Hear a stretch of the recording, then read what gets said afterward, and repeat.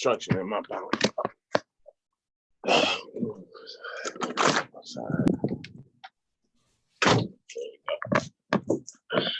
Can you see me? Hold on one sec. I should be able to. Yeah.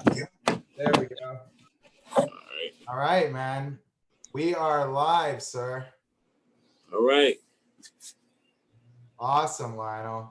Well, dude, so listen, I want to introduce everybody to you, dude, right? So, and if you don't mind, I just share the story you told me when we first met, and it always blew me away. You know, listen, you're a serious, massive man, right? You're a big man. Yeah. And when you told me the story about how you basically, one of the reasons that you wanted to stop playing football was because you didn't want to hurt people anymore. Damn. And that touched my heart, man. I forgot about that. Yeah. You remember that? Yeah, I remember that. I forgot about it. Now, yeah.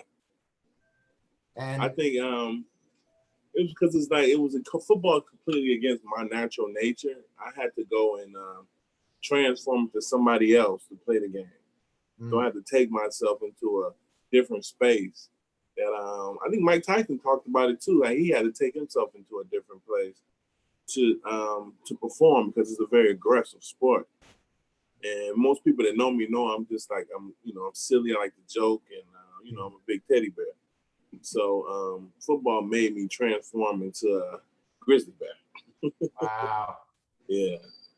And I forgot about that, Eli. You brought up some old memories right there, bro. I forgot about that. Man, that's what always that's how like I remember you as is like this man who's just committed to to much more than just anger and aggression and being like really you was like to me you were really committed that was like pushing down who you really were, like because like you said that's not who you are naturally. No, actually I'm more into art. I'm more of an artist type. I don't even watch football, brother. I don't watch football. I coached Little League for a little bit, and I noticed that when I was coaching, I got kicked off the field because I noticed that when I'm in and around a football arena or when I'm in that environment, automatically my switch turns into a maniac. Wow. And I got kicked, and once I got kicked out of an not NFL, but a Little League football game, because I was the coach, for cussing out the ref, and I had my boys doing illegal block. Football turned me into something else that is not against my nature. And once I got kicked out, it was Boca Jets. Once I got kicked off the field, I realized that I can't do this any longer because it doesn't feed who I am naturally. Wow. So listen, so I'd like to ask you, so when did you first become a father? Like how many years has it been since you first became a father? I had my first son, I was like 1999. So I was like 23. Wow. Well, 23. I had my son when I was in Baltimore, when I lived in Baltimore. Wow. And, so you were 23. So you were basically a kid yourself. Pretty much. Yeah. 23 is young. Especially growing up without that dad in my life every day. So I had to pretty much learn how to be a father on the go. But my son turned out to be okay. He turned out to be okay. But 23. Wow. So you brought that up. Kind of my next question is like, so your father wasn't around for you a lot while you were growing up. No, my father was what they call a rolling stone. He loved the ladies. And so my father has 10 kids. Wow. 10 or 12 kids. And my oldest brother is probably like maybe 10 years younger than my mother. So he between trying to pay for all those children, working, and I saw him sometimes, but he wasn't like a stable like in my life constantly like most fathers, like I am in my children's life. Well,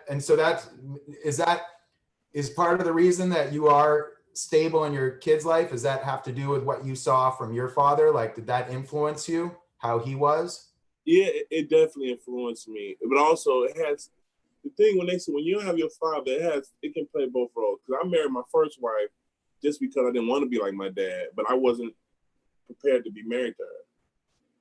So some kids, so I got into my first marriage, and I just did it because I didn't want to be like my father. I don't want to be like a dad with a bunch of kids. I want to be married to the mother.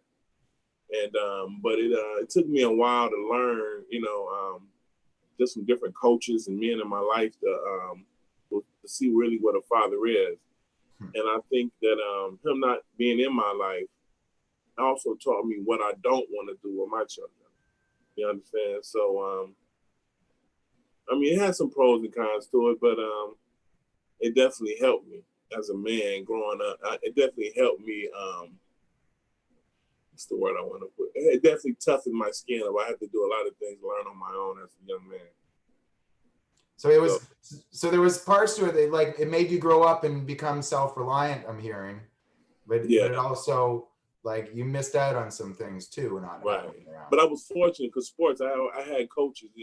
I kind of like a lot of my coaches were my father figures. So my high school football coach was the strongest man in my life, my Coach Creighton, and he taught me a lot about mental toughness. I don't think I would be where I am today if I didn't have him in my life. Oh, really? So that was kind of like a surrogate father figure for you. Yeah, he was definitely, because I wasn't used to a man, authority figure man in my life. I had strong women, but really not any men that was like, you know how father is, a leader, So he was that coach of mine. Coach Creighton was a strong Southern brother with a lot of deep Southern values. So yes, sir, no, sir. And yeah, it was, but I needed it though. It definitely helped me, become more disciplined. So what do you think, so I hear, so, you jumped into that first marriage just to not be like your father, right? Like, I understand that, like, you didn't want to have a kid experience that, like, absentee father. Right. I didn't really love her, but I got married because I didn't want to be like a deadbeat father. I wanted to raise my children. I wanted to be in their life. Because I understand how that feels not to have a dad. Even though I saw my dad, it wasn't to the degree of how me and my son relationship is, or how I see him, how he sees me, how he can talk to me and call me for anything, talk about anything. I didn't feel like growing up I had that same type of relationship.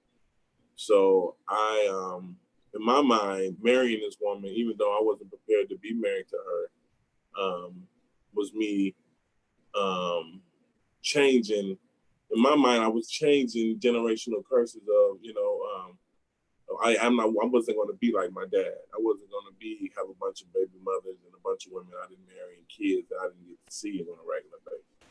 Sure. So, and is there anything that stands out to you, Lionel? Like if you think, I know we've talked and there's many stories you shared about your kids and stuff, but is there anything that stands out to you that you're really, really proud of as a father?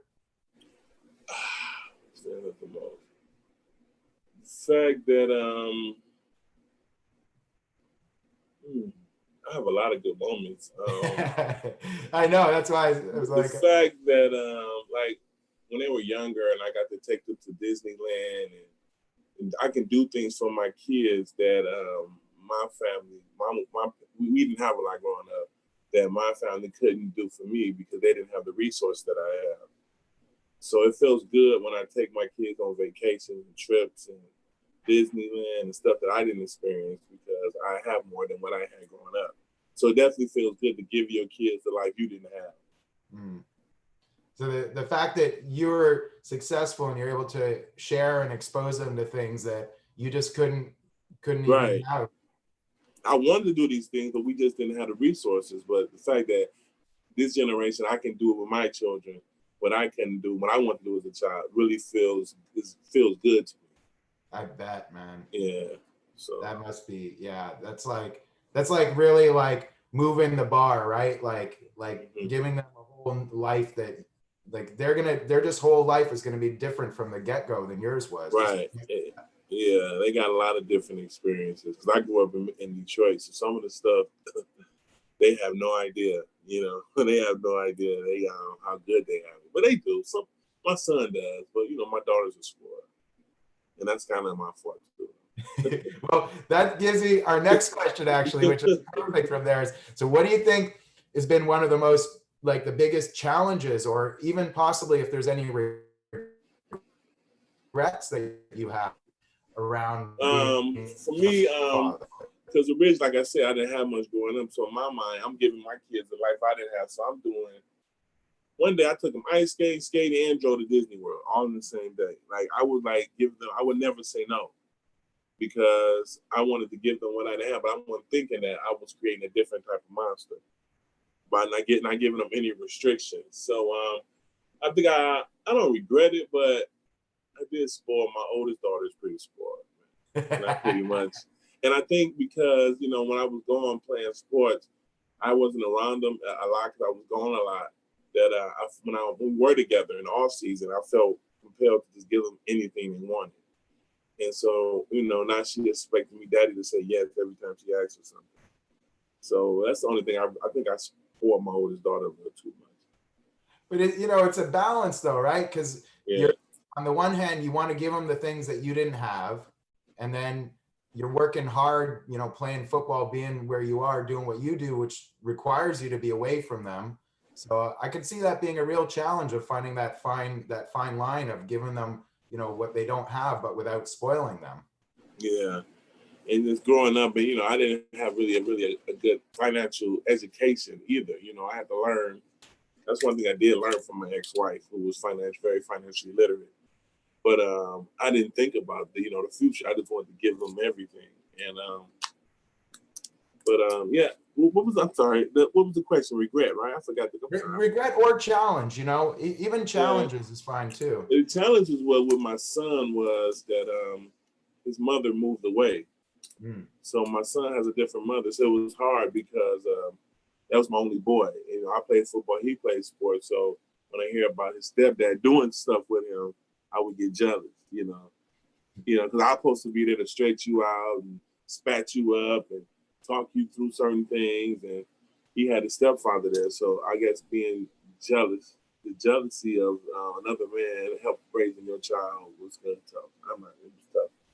Yeah. Yeah. And he's a real baller, right? Is he playing professional ball or not yet? He's coming up on his junior year. He redshirt junior year. He's starting safety for the University of Houston. So these are going to be the next 2 years. It's going to be good years for him. Hopefully, hope he had two good. He's starting these last 2 seasons. So I'm hoping he has a great year, great season next year. But this year. Wow. I bet though. I mean, that's your boy. That's your and you have to then share that with another man, right? I can imagine. It was tough at first, man. Definitely, I'm not gonna lie, I was jealous. But I try to go see at least 4 to 5 games a year, and I would have him come down for the summers until he got old enough to get a girlfriend, and he decided he didn't want to hang out with dad in the summer anymore. But you two have a close relationship, right? If I'm not mistaken. Yeah. I talk to my son all the time, man. Yeah, we talk at least once or twice a week. We talk about his season, what he's dealing with, coaches, because he had 2 or 3 coaches changes at his school, the politics of football, stuff like that. We talk about. That's cool, man. It's if you can let go of that. So it doesn't sound like you let the jealousy get in the way of your relationship with him, which is really great. No, I didn't want him to see that. So I would never, he would only know that we talk right if he saw this interview. I would never tell him that, when we was together, it was just me and him, and I actually thanked his stepdad, because I couldn't be there. So wow. I didn't let, the jealousy show, but it was there, but I didn't want my son to see that. He had another man who loved him and was helping him. So I was just happy somebody that was there to help him, even though it wasn't me. So, Lionel, what would, and this might be a tough one too, man, but what are you most proud of yourself? Of what? What am I most proud of? That I didn't have I created life where my kids didn't have to experience some of the stuff that I did growing up. So I grew up in Detroit during I remember the war on drugs. So if you were in the inner city and war on drugs, it was hectic. A lot of gunfight, a lot of police. It was a lot of violence. in the inner cities doing the war on drugs. Because it was a lot of, I grew up in the middle of Detroit. In Detroit, I don't know if you know about Detroit, but it's a pretty violent city. So my kids wouldn't know anything about that. My son probably never heard of gunfire unless he went to the skeet shooting range and shoot. I heard that regularly, you know. He didn't have to worry about gangs and schools and drugs and certain things that I experienced. So to be able to create a life where my kids don't have to have the same hardships I had was what I'm most proud of. Yeah, that's huge, man. I mean, that you got them out of that and they didn't have to deal with that fear and that everything that must have been like. Right. I mean, it's some good too. I mean, my skin is thick and I can deal with a lot of stuff and stuff. You know, it helped. It had some pros and cons to it, you know. But yeah, but they don't have to deal with any other cons, you know. So I'm not gonna just completely like say it was hard growing up there, but it definitely created a tougher exterior. Okay. To deal with certain things in life that most people have a hard time dealing with who didn't grow up like that. Do you think that gave you a certain, like, you know, being a father at such a young age and with your background and all that, how did that shape your life? Like, did being a father have an impact on the direction you went in your life? Yeah, my son, once I had my son, because before my son, I was a rolling stone myself. You know, I had a lot of ladies. And I was, you know, my son gave me like, this is bigger than me. Yeah, you know. So when I'm going to practice, it's not just to get money or be a great athlete. It was to like create a legacy, you know, to change the trajectory of my, you know, of my history of my family from, you know, I want my son, instead of playing football, I want my son to be a general manager or maybe own a team, you know. Oh, wow. I want my kids to have a better life than me. So having my son change that from just playing for money and girls to building something that leave him something behind. So my son created the idea of legacy in my mind, the concept of legacy, having him created the concept of had me focus on the concept of legacy, having a son. It sounds like it had you really grow up really fast, yeah, right? Right. Yeah. I wasn't just in practice for material things, it was for something bigger. You know, something bigger than just, you know, what I said, money and girls and, you know, that life. Man. Yeah, that must, because I mean 23 is pretty young. That's most kids, they're not ready for that. So No. So yeah. What would you say? 23, 24. Huh? Okay, you know, but still, I mean, I wasn't ready to be a dad. I'm still not a dad, but I wasn't ready to be a dad for sure at 24. Yeah, I don't think anybody ever ready to be a dad. It's like, it's work, man. Kids, they beautiful and fun, but they test you. They test your nerves sometimes. But I can hear like how it really, like your whole world expanded. Like you said, like your world became more than just about you. Like you actually, it's something that I hear from fathers as we're doing these interviews, is like something just shifts the moment that you're responsible for another human being's life. Right. And then when you have a daughter, it's even when you get even more serious. Oh, really? It's more intense with the girls? Right, because you think about all the women you have been with, like you don't want karma, so you try to be a good person, you know. I used to be, you know, I used to like the ladies. I ain't gonna lie, I used to be. Yeah, and you don't want you don't want your daughter to be, you know, thought of just like that, right? Right. So like, okay, I gotta change, especially because I want to be a good example for her. I want her to see the example of a man, that, you know. So I want to be a good example for her. Teach her how to be in the platonic part of the relationship. The father's supposed to teach that. So I want to teach her how love actually, when a man really loves you, how how that feels, and what it looks like. And so that's why I'm trying to. That's the example I'm trying to give to my girl. Wow, that's powerful, Lionel. Because so you want her to know Hold on, I'm losing you. Real love is, not her chasing around. Oh, sorry. I said, can you hear me now? I said, I hear you now. You're teaching her that what it is, what real love is, so she doesn't end up chasing men around and end up in. Right. Exactly. Because a lot of girls, they always get that first guy, they fall in love with that bad boy. You know, the kid, the guy that all the girls like, but he's really not good for her. So I want to hopefully, I show a good enough example that she makes good decisions when it's time for her to date. How old is she now? She's not dating yet, right? My oldest is 18. And she's dating. Boy. She dating.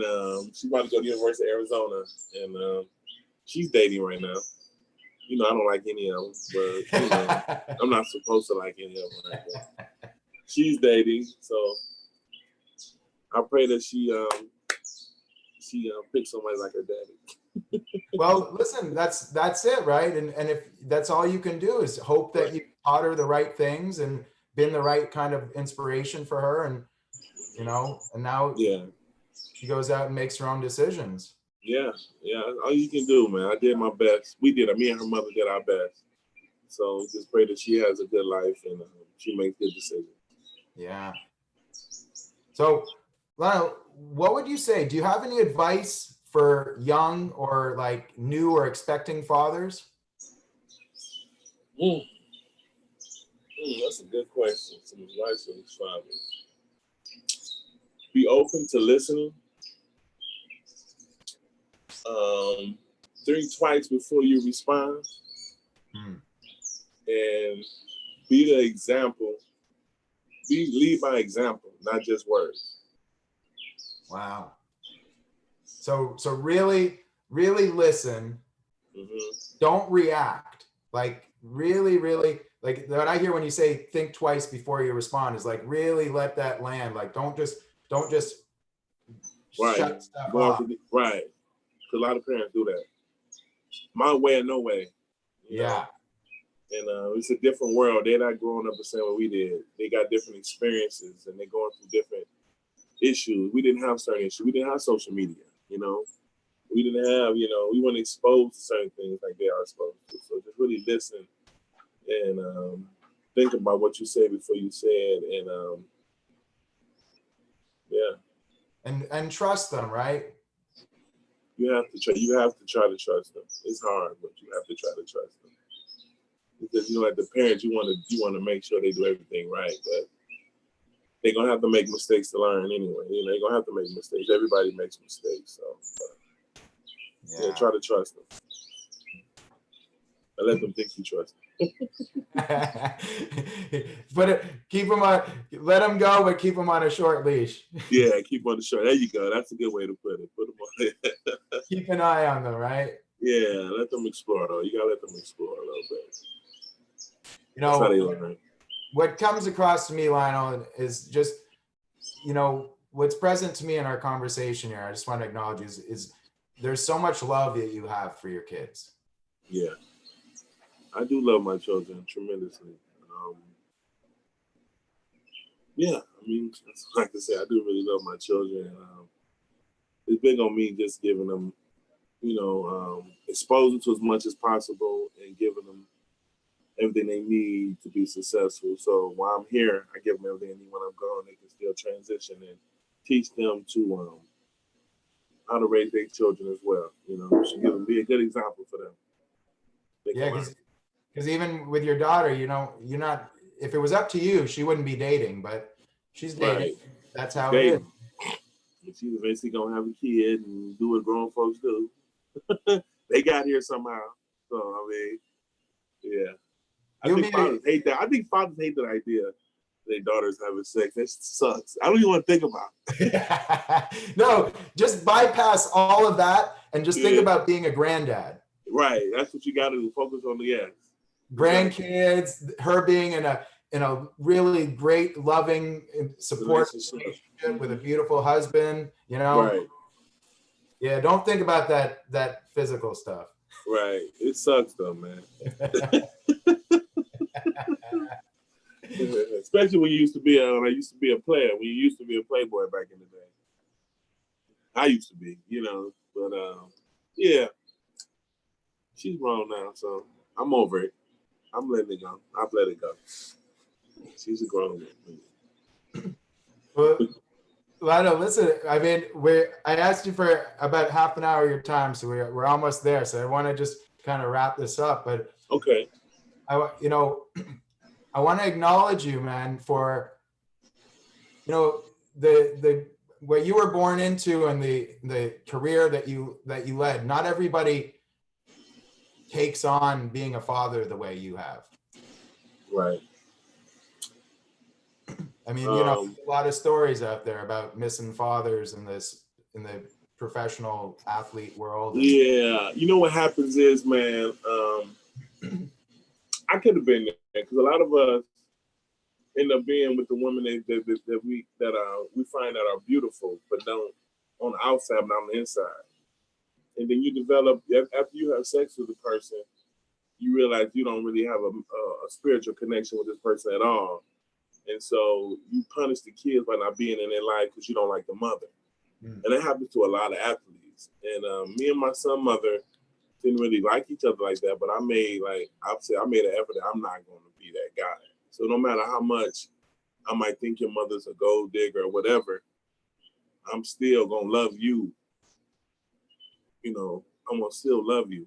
And I'm not going to let my relationship or what I think about her affect my relationship with him. Wow. And so a lot of guys, remember the guy that tried to kill the baby mother, like guys do that. They end up sleeping with a stripper or some party girl and get upset about it.